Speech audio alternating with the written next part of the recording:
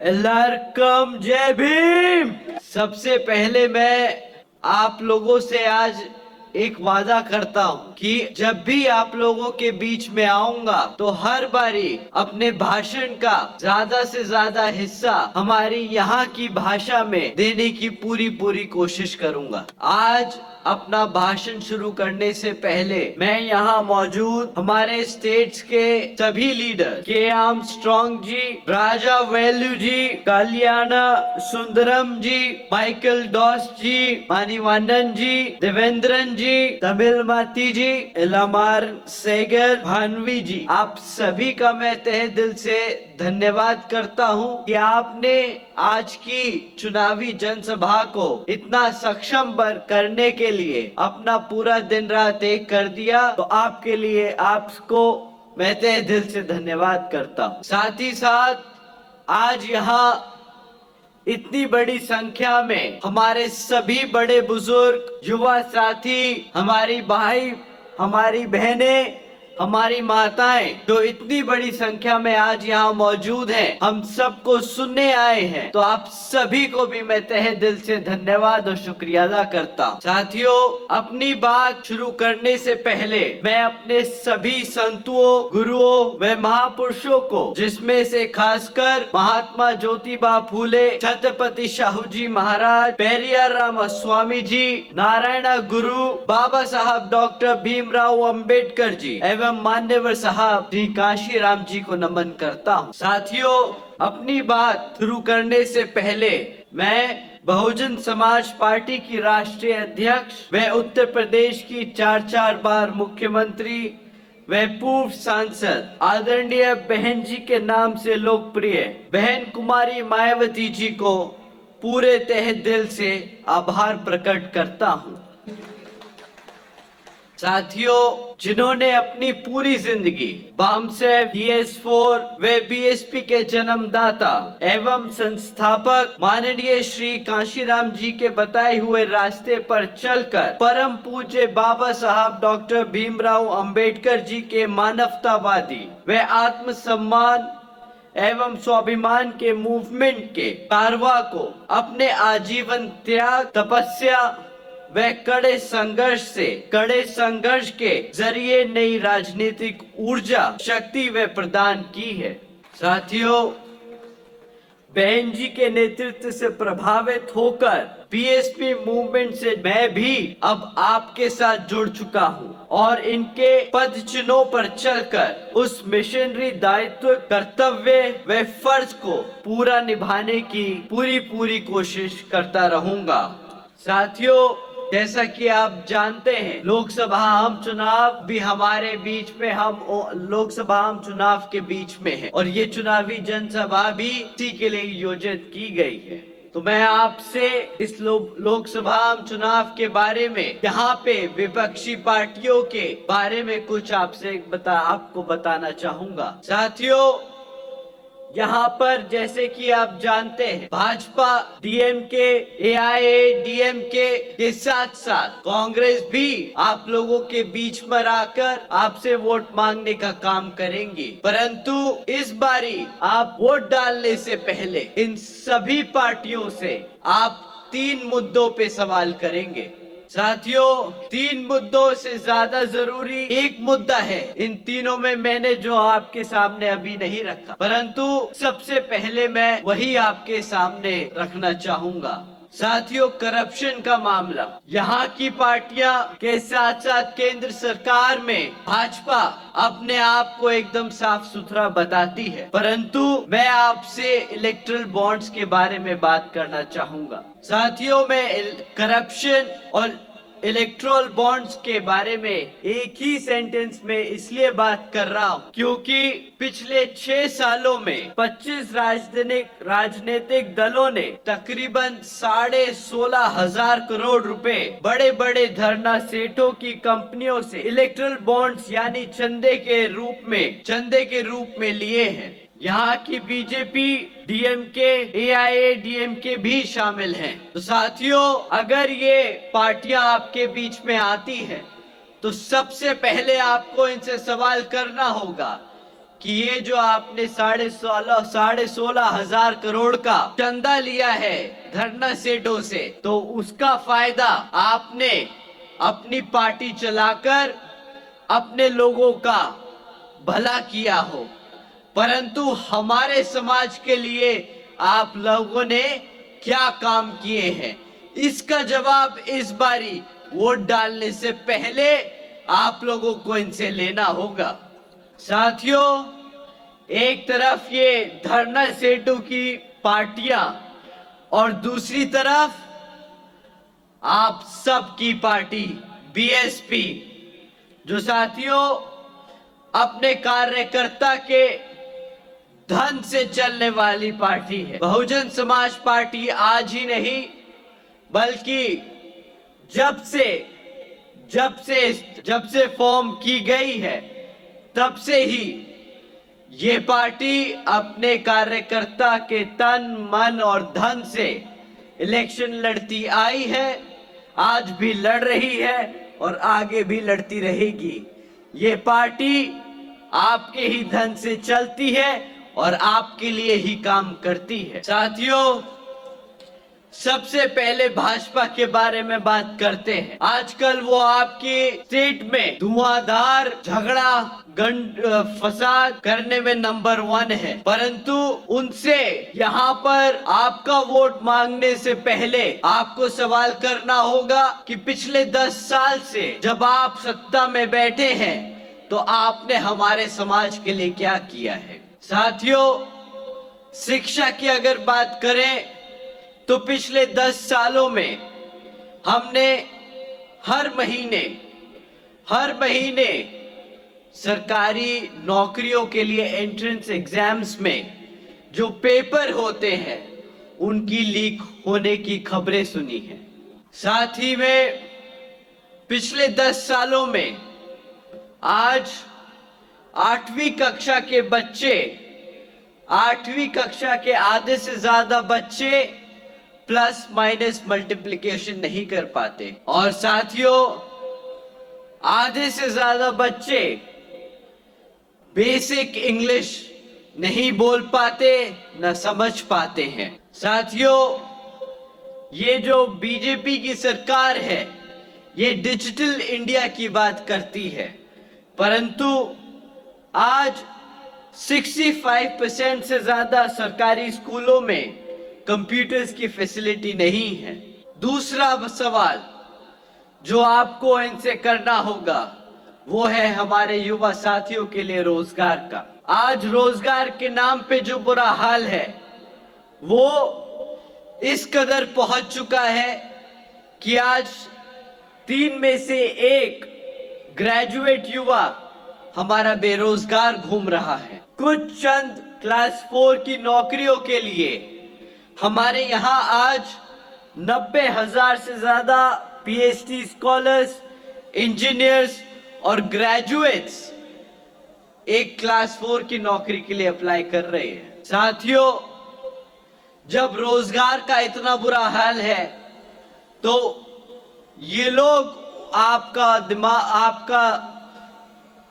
आपको भटकाने के लिए, आपको उन मुद्दों से भटकाने के लिए ये मुफ्त में राशन देने की बात करते हैं। साथ ही में मुफ्त राशन की स्कीम पर खाली भाजपा ही नहीं बल्कि यहाँ की डीएमके और एआईएडीएमके भी कुछ कम नहीं। साथियों, इस मुफ्त राशन की स्कीम से आप लोगों को हटकर उनसे सवाल पूछना होगा कि मुफ्त राशन में आप हमें 1,000-2,000 रुपए का महीने का राशन तो दे देते हो, परंतु अगर हमारा बच्चा, अगर हमारा युवा साथी रोजगार में होगा, अगर क्लास 4 की भी नौकरी लगाए तो 15 से 20,000 रुपए महीना कमाएगा, तो 1,000 रुपए के राशन के बदले 20,000 रुपए का चूना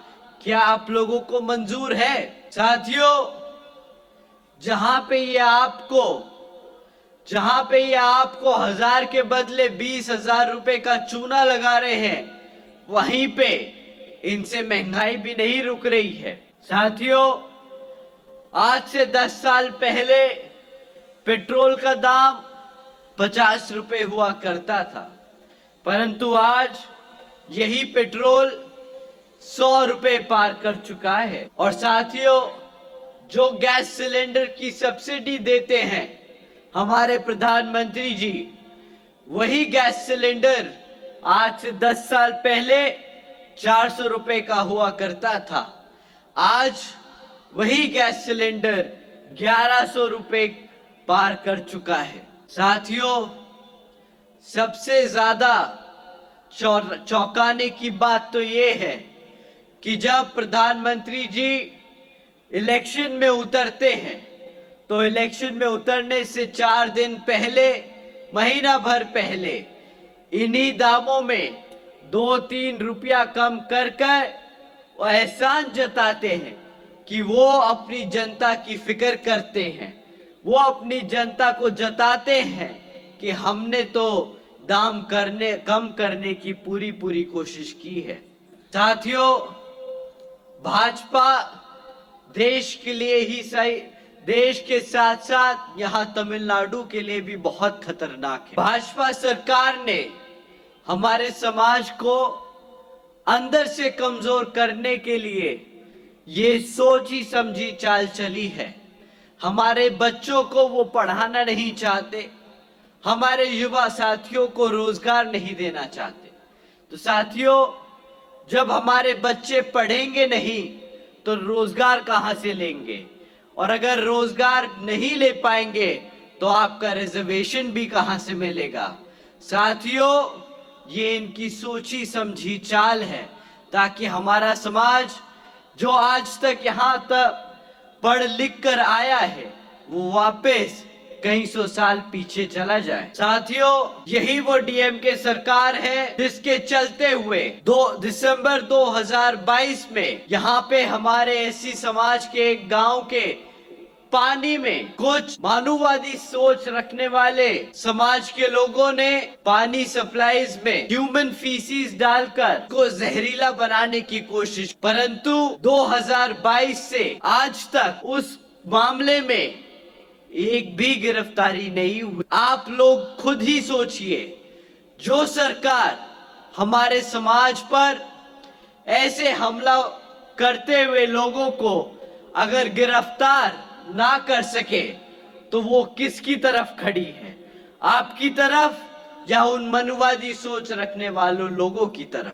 साथियों, यही वो सरकार है जिसके चलते हुए जब हमारा युवा साथी अपने भगवान, अपने महापुरुष बाबा साहब डॉक्टर भीमराव अंबेडकर जी का टैटू हाथ पे बनाता है तो उससे जलकर यहाँ के मनुवादी सोच रखने वाले लोग उसको मारपीट करते हैं। यही वो सरकार है जो ये हरकतें बर्दाश्त करती है। आज तक उस मामले में भी कोई गिरफ्तारी नहीं हुई। साथियों, वैसे तो यहाँ पर आए दिन हमारे समाज पर अत्याचार होते रहते हैं, परंतु इस बारी आपको इन सब से अपना वोट डालने से पहले सवाल करना होगा कि अब और नहीं, अब ये अत्याचार बर्दाश्त नहीं होगा। हमारे बाबा साहब, हमारे मान्यवर साहब एक नारा देकर गए थे, वोट हमारा राज तुम्हारा, नहीं चलेगा नहीं चलेगा। अब उसी नारे को हकीकत में बदलने का समय आ गया है। साथियों, आज आप लोग अपना इतना कीमती समय निकालकर हमें सुनने आए हैं, तो मैं इन विरोधी पार्टियों के अलावा हमारी बहन जी के कार्यकाल के बारे में आप लोगों को बताने आया हूं। साथियों, जैसा कि आप सब जानते हैं, बहन जी की सरकार में बहन जी ने महामाया गरीब बालिका आशीर्वाद योजना चलाई थी, जिसके तहत 3,25,000 बच्चियों को उनके पैदा होने पर ही बहन जी ने 1-1 लाख रुपए देने का काम किया। जैसा कि बहन जी ने बताया है कि बसपा कभी मैनिफेस्टो जारी नहीं करती, बट बसपा का करा हुआ काम ही उसका मैनिफेस्टो है।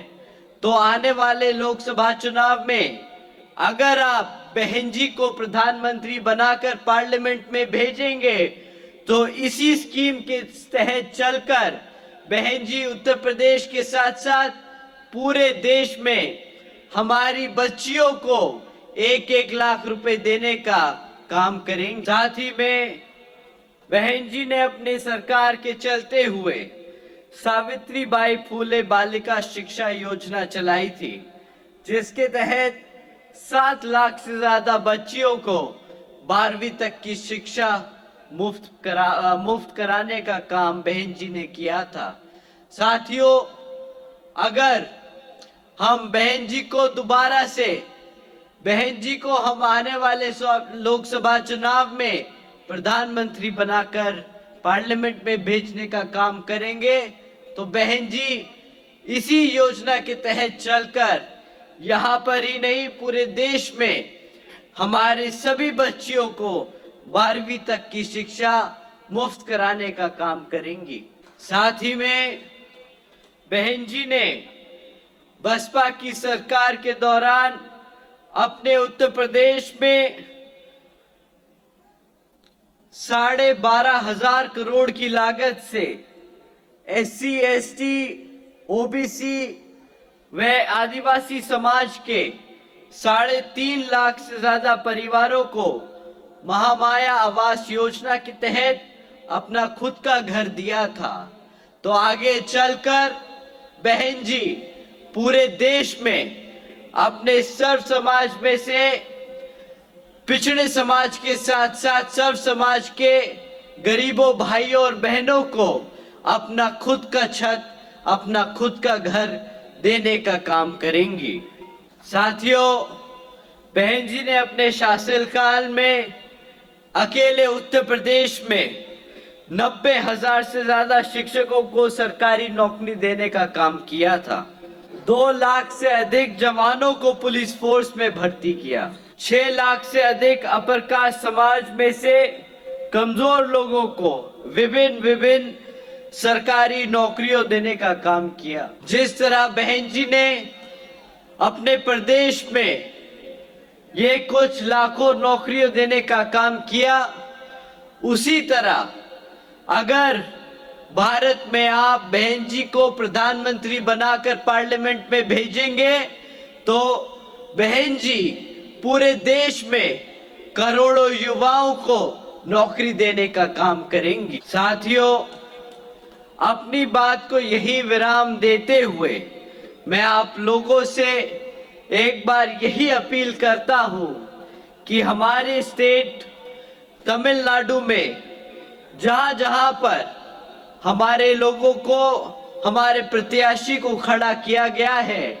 आप सब उनको हाथी के सामने वाला बटन दबाकर यहाँ पर बहन जी के हाथ मजबूत करने का काम करें और हमारे सभी प्रत्याशियों को पार्लियामेंट भेजने का काम करें। और मुझे पूरा भरोसा है कि यहाँ पर हमारे समाज की सभी माताएं बहनें बढ़ चढ़कर अपने सभी साथियों को, अपनी सभी सहेलियों को, अपने सभी दोस्तों को ले जाकर वोट डालने का काम करेंगे और यहाँ पर बहन जी के साथ साथ हमारे सभी प्रत्याशियों को जिताने का काम करेंगे। साथियों, आज अपनी बात यहाँ खत्म करने से पहले मैं एक बारी फिर से आप सभी का तहे दिल से धन्यवाद करना चाहता हूँ। साथ ही साथ हमारे सभी BVF के जवान साथियों का भी तहे दिल से धन्यवाद करता हूँ और यहाँ पर मौजूद हमारी सभी माताएं बहनें, हमारे सभी बड़े बुजुर्ग, हमारे सभी युवा साथियों और हमारे यहाँ पर रॉकस्टार रैपर्स सभी लोगों का तहे दिल से धन्यवाद करता हूं। जय भीम, जय भारत। एक बारी फिर से हमारे सभी प्रत्याशियों के लिए एक बार जोरदार तालियां, और आप लोग प्लीज इन्हें वोट देकर पार्लियामेंट में भेजने का जरूर काम करें।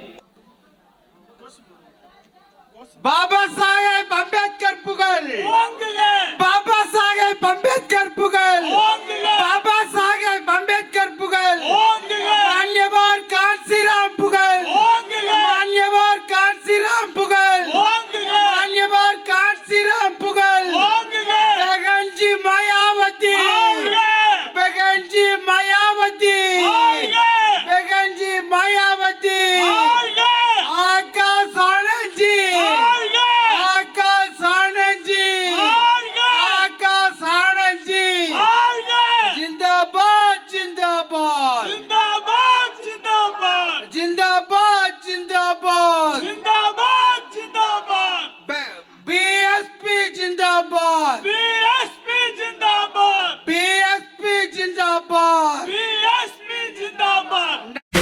वोट वोट वोट करो वोट, तेरा वोट मेरा वोट सबका vote, let's vote vote vote. So vote vote vote करो वोट, तेरा वोट मेरा वोट सबका vote, let's vote vote vote. It's time to vote.